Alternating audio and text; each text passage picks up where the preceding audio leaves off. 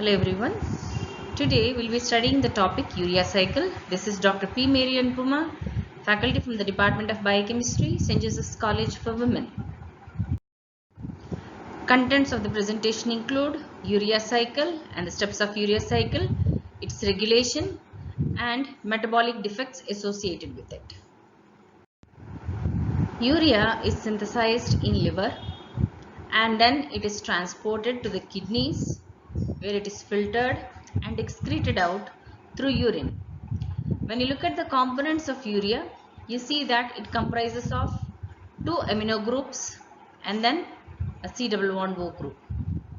So this carbon, it comes from carbon dioxide, while coming to the amino groups, one comes from ammonia after deamination, while the other one, it comes from aspartate. So the entire urea cycle consists of 5 steps.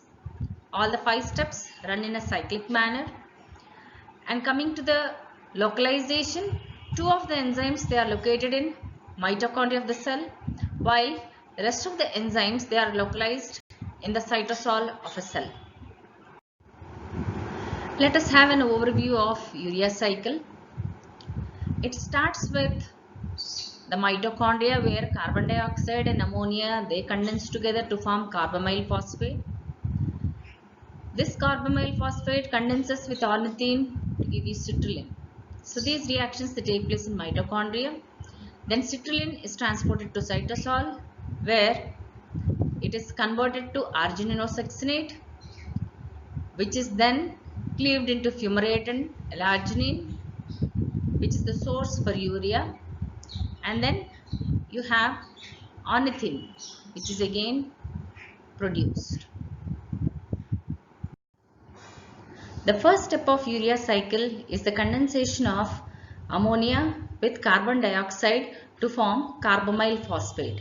The reaction is catalyzed by carbamyl phosphate synthase 1, referred to as CPS1.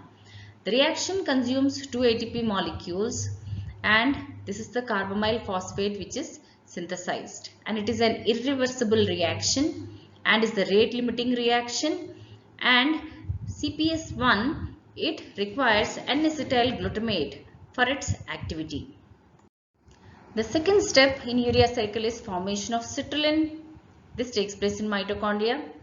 Citrulline, it is synthesized from carbamyl phosphate which is produced in the first step, which condenses with ornithine, and the enzyme that catalyzes the reaction is ornithine transcarbamylase, and you have the citrulline which is produced in mitochondria. You find that ornithine and citrulline, they are found only in this cycle, urea cycle, and you won't find these two incorporated in any of the proteins. Now here the citrulline which is produced here, it is transported through a separate transport system into the cytosol for rest of the steps. The third step is synthesis of argininosuccinate, and here the citrulline is transported into the cytosol. It condenses with aspartate and the reaction is catalyzed by argininosuccinate synthase, and you get argininosuccinate which is produced. Here this step again requires an ATP molecule which is cleaved into AMP and pyrophosphate, and the pyrophosphate is again later cleaved off. This is the fourth step, which is cleavage of argininosuccinate. Argininosuccinate, it is cleaved by arginosuccinase. Arginosuccinase cleaves this, resulting in arginine and fumarate. The fumarate which is produced here, it enters the TCA cycle, while this arginine, it is the immediate precursor for urea. The fifth step is formation of urea. This is catalyzed by the enzyme arginase, where the arginine, it is cleaved, resulting in the release of urea, and ornithine is produced, which can enter another cycle of urea cycle. So this is regeneration of ornithine which is taking place. One important point here is that arginase is present in liver, and hence you see that urea is ultimately produced in liver. Now let us summarize the overall reactions of urea cycle. The first step involves condensation of carbon dioxide with ammonia in the presence of two ATP molecules to result in carbamyl phosphate. Next one is carbamyl phosphate condensation with ornithine to form citrulline. Then citrulline and aspartate condense together to form arginosuccinate. Then arginosuccinate is cleaved into arginine and fumarate. Now arginine, it is the one which is producing urea. Parallelly, ornithine is regenerated. This slide, it shows the summary of events of urea cycle.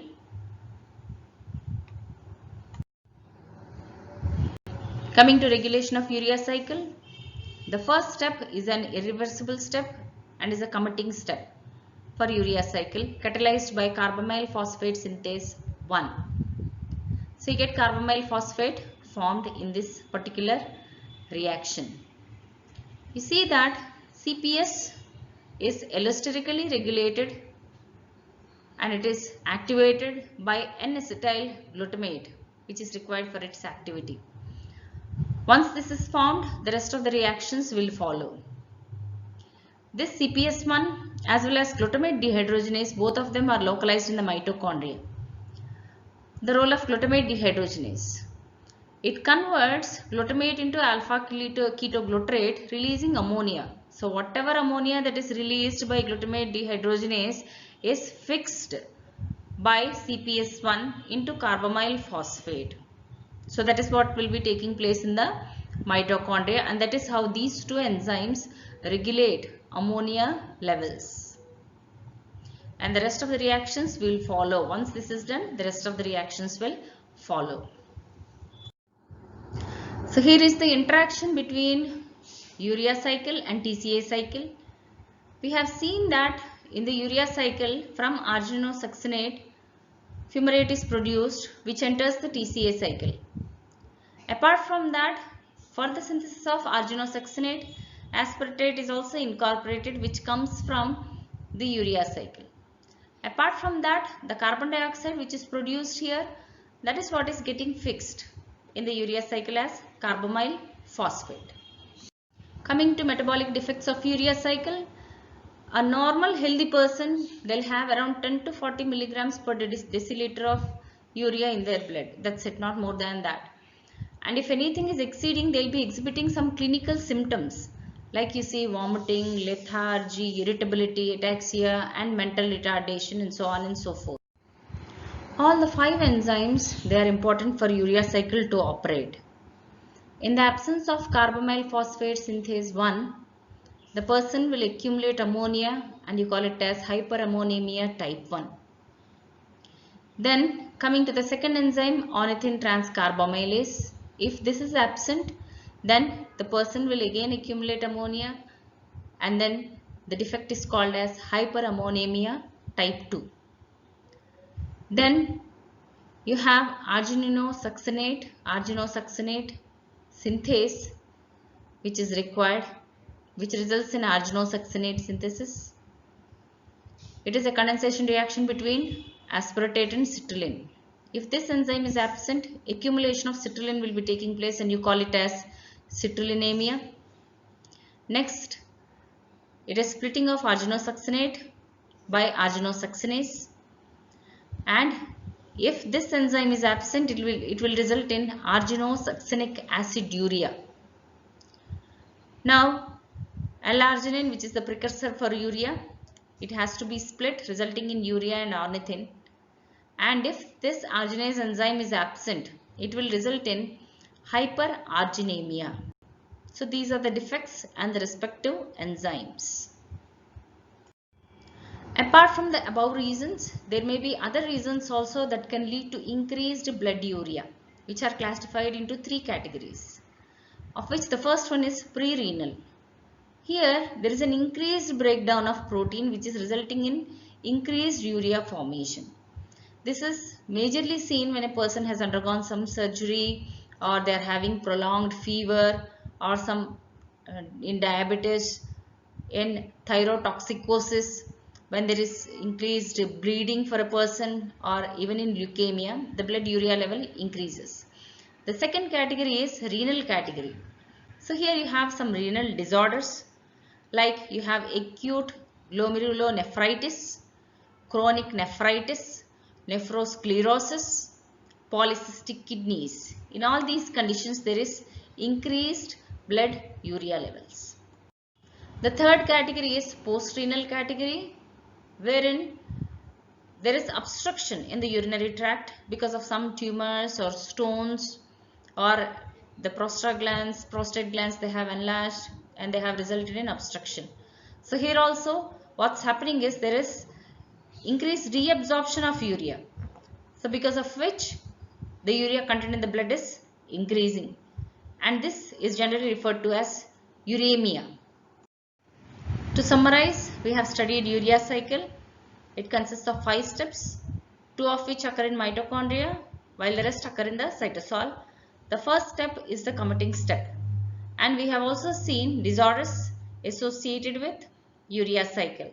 It can be a defect with respect to the 5 enzymes, or it can be an increase in urea because of some renal problems. Yes, you can refer to these books.